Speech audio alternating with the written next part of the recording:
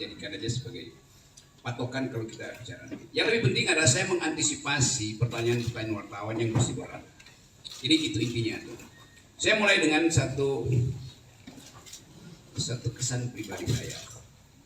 Selama kurang lebih 1 minggu ini ketika kasus ini mulai beredar, saya ada di mungkin 9-10 kota di Lombok, Jawa Timur, Jawa Tengah tuh.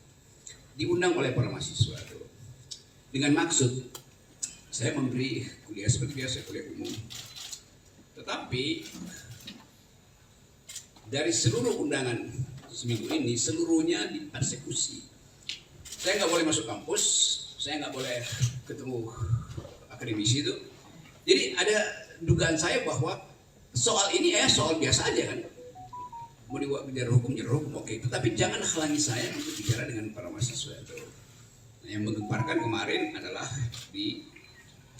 yang saya tahu di Jogja itu adalah saya dihalangi untuk bertemu dengan kurang lebih 1.500-2.000 mahasiswa di situ.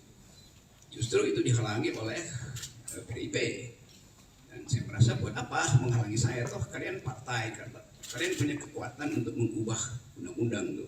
Silakan ubah undang-undang di DPR buat intelektual atau akademisi atau kritis sosial nggak boleh bertemu mahasiswa itu. Jadi itu yang saya sayangkan. Padahal saya bertahun-tahun mengajar di sekolah Megawati itu tentang pikiran bangsa. Jadi kalau saya menerangkan pikiran bangsa, kok dihalangi oleh partai di mana saya mengajar tentang pikiran bangsa? Tapi saya paham itu tuh. Jadi terlihat di publik sekarang ada perselisihan tentang kasus saya. Mereka yang mengerti pro saya mengatakan bahwa itu bukan hinaan, itu kritik.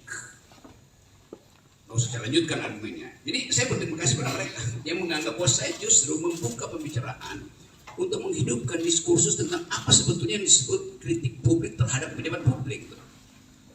Nah, saya berterima kasih pada mereka.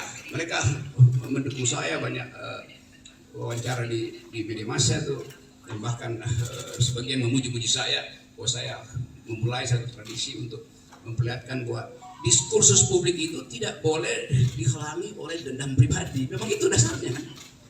Jadi sekali lagi itu poinnya. Tetapi saya mengerti bahwa kasus ini kemudian membuka perselisihan di publik antara yang pro dan kontra.